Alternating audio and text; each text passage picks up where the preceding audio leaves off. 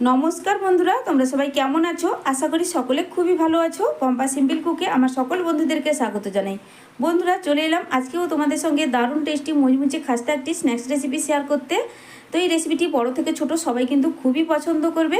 এখন তো বৃষ্টির দিন, সন্ধ্যের স্ন্যাক্স হিসেবে এইভাবে একবার বানিয়ে দেখো। তো বন্ধুরা, চলো কথা না বাড়িয়ে রেসিপিটি শুরু। প্রথমে এখানে নিয়ে নিলাম দুটো মিডিয়াম সাইজের কাঁচা আলু। আর আলুটাকে খোসা ছাড়িয়ে নেওয়ার পর একটা গ্রেটারের সাহায্যে গ্রেট করে নিয়েছি। তারপরে 2 থেকে 3 বার জল পাল্টে পাল্টে ধুয়ে নিয়ে তারপরে একটা পাত্রের মধ্যে জল ছেঁকে আলুটাকে এইভাবে নিয়ে নিতে হবে। সঙ্গে আমি এর মধ্যে দিয়ে দেব একটা মিডিয়াম সাইজের গাজরটাকেও একইভাবে আমি গ্রেটারে গ্রেট করে নিয়েছি। তারপরে ধুয়ে এর মধ্যে কিন্তু জল ছেঁকে দিয়ে দিলাম। এবারে এর মধ্যে দিয়ে দিচ্ছি হাফ চা চামচের থেকে একটু বেশি পরিমাণে লবণটা দিয়ে দেওয়ার পর আলু আর গাজরটাকে লবণের সঙ্গে ভালো করে একটু মিশিয়ে নেব।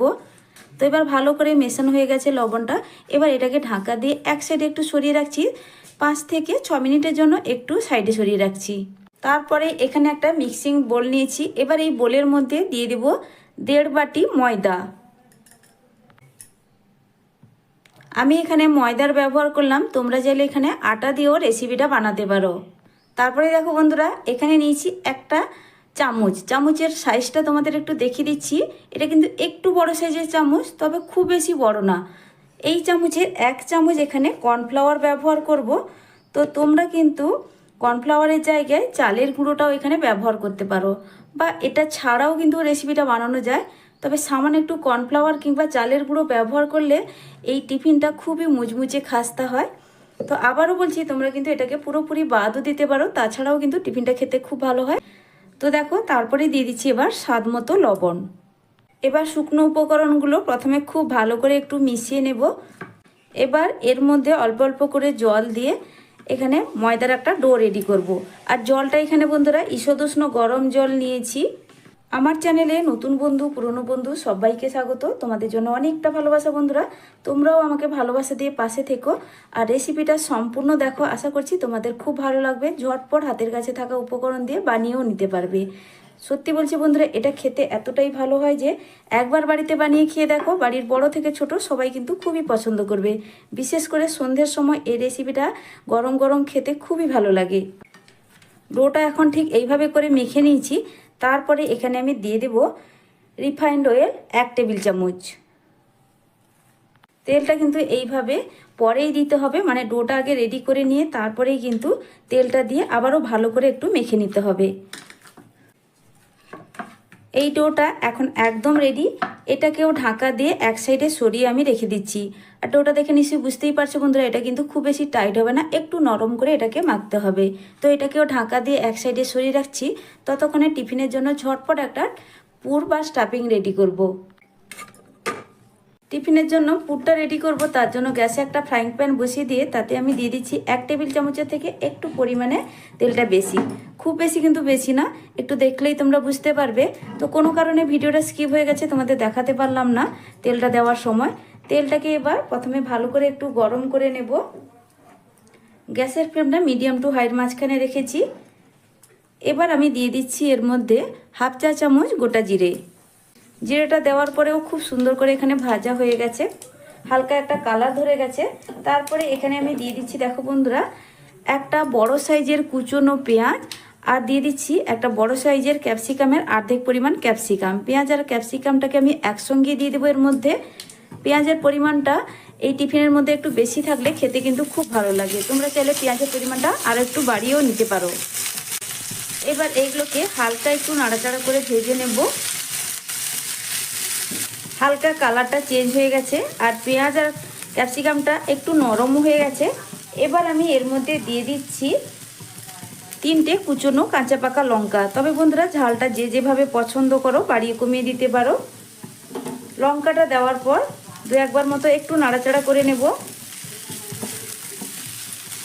এবার আমি এর মধ্যে দিয়ে দেব আগে থেকে যে গাজর আর আলুটাকে আমি লবণ মাখিয়ে রেখেছিলাম। এখন কিন্তু অনেকটাই দেখো নরমও হয়ে গেছে আর কতটা পরিমাণ জল বেরিয়েছে এর থেকে।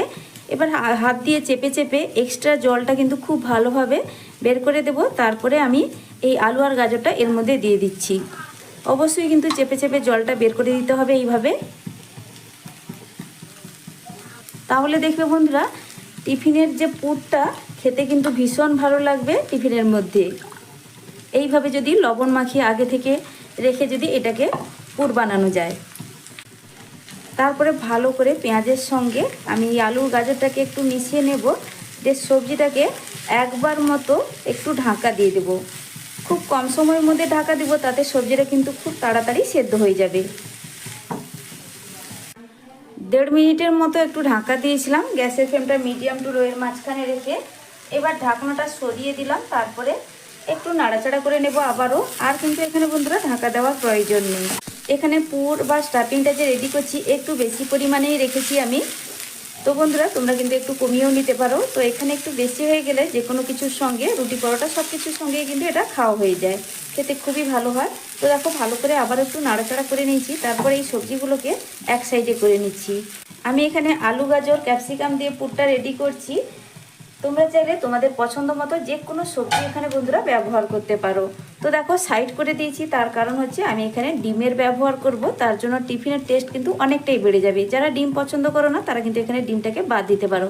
তারপরে 1 টেবিল চামচ তেল দিয়ে দিলাম এর মধ্যে।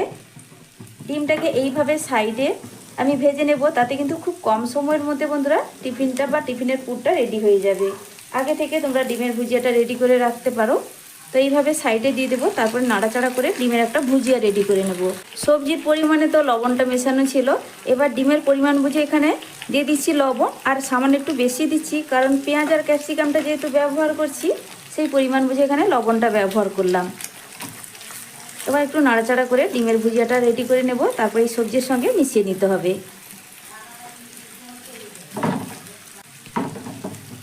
ডিমের ভুজিয়া এখানে খুব ভালোভাবে রেডি হয়ে গেছে। এবার সবজির সঙ্গে আমি ভুজিয়াটাকে মিশিয়ে নেব।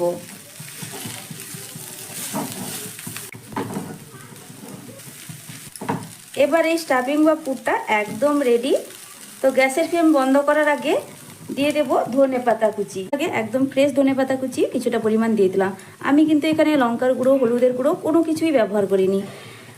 গরম মশলাও ব্যবহার করব না, শুধু ধনেপাতাটাই দিলাম। ধনেপাতার ফ্লেভারটা ভীষণ ভালো লাগে, তার কারণে তোমরা চাইলে গরম মশলা ব্যবহার করতেই পারো বা হলুদের গুঁড়ো এখানে দিতে পারো। আমি একদম সামান্য কয়েকটা উপকরণ দিয়ে ঝটপট এই পুরটা রেডি করে নিলাম। ভালো করে মিশিয়ে নেব, গ্যাসের ফ্লেমটা বন্ধ করে দিয়ে এবার এটাকে একটা পাত্রে ঢেলে রাখবো। তো বন্ধুরা একদম রেডি, গ্যাসের ফ্লেমটা বন্ধ করে দিয়েছি। এবার এটাকে একটা পাত্রে আমি তুলে রাখছি। এরপর আগে থেকে যে ডোটা ঢাকা দিয়ে রেখেছিলাম, ময়দার ডোটা ঢাকনা সরিয়ে নিয়ে এখান থেকে এবার লেচি কেটে নিতে হবে। তো লেচিটা খুব বেশি বড় করব না, তবে লুচির জন্য যেভাবে লেচি কাটি তার থেকে কিন্তু একটু বড় সাইজ করে লেচিটা কেটে নিচ্ছি। তো বন্ধুরা দেখো ঠিক এইভাবে করে কিন্তু সব লেচিগুলো কেটে নেব। প্রত্যেকটা লেচি একইভাবে আমি রেডি করে নিচ্ছি। সব লেচিগুলো একইভাবে কেটে নেওয়ার পর তারপরে হাতের সাহায্যে একটু গোল পাকিয়ে নেব, এতে বেলতে সুবিধা হবে। ঠিক এইভাবে কিন্তু সবগুলো আমি গোল পাকিয়ে নিচ্ছি। এরপরে নিয়ে নিচ্ছি এখানে একটা বেলুন পিঁড়ি। তারপর আমি সামান্য একটু ময়দার গুঁড়ি দিয়ে একটা লেচি এর মধ্যে নিয়ে এটাকে কিন্তু খুব সুন্দর এবং পাতলা করে এটাকে বেলে নেব। ময়দার গুঁড়ি, আটা কিংবা কর্নফ্লাওয়ার যে কোনো কিছু দিয়ে তোমরা এটাকে বেলে নিতে পারো, তবে বেলতে হবে একদম পাতলা করে, তাহলে এই রেসিপিটা খুব সুন্দর খেতে লাগবে।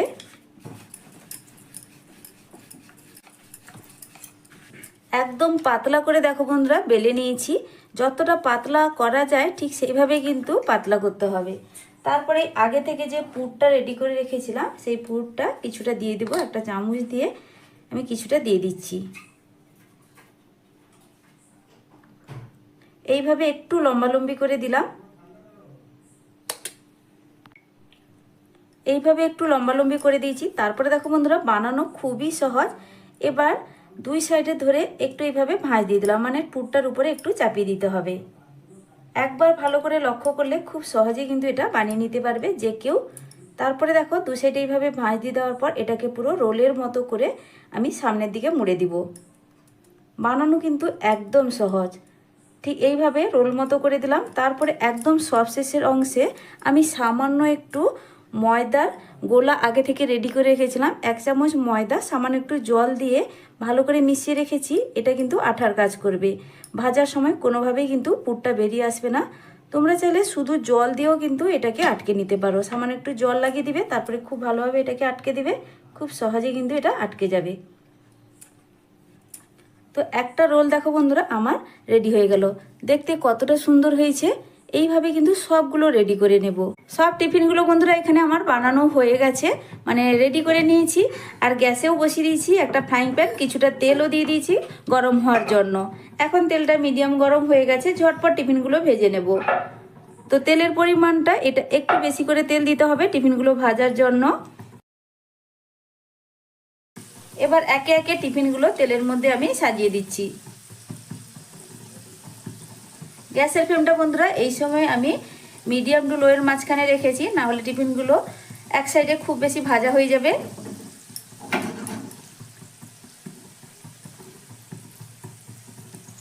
তো কয়েকটা তেলের মধ্যে দিয়ে দিয়েছি। এবার এগুলোকে উল্টে পাল্টে ভেজে নেওয়ার পালা। এবার ধীরে সুস্থে এগুলোকে একদম আলতো হাতে একটা কাঁটা চামচের সাহায্যে সব টিফিনগুলোকে উল্টে দিচ্ছি। হালকা একটা কালার ধরে গেছে এখন।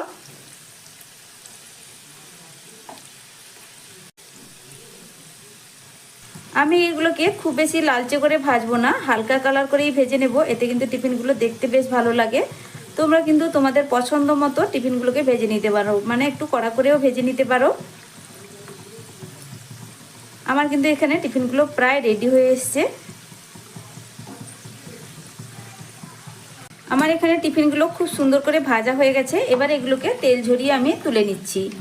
আর বন্ধুরা একইভাবে বাকিগুলো ভেজে নেব, তারপরেই ফিরে আসছি।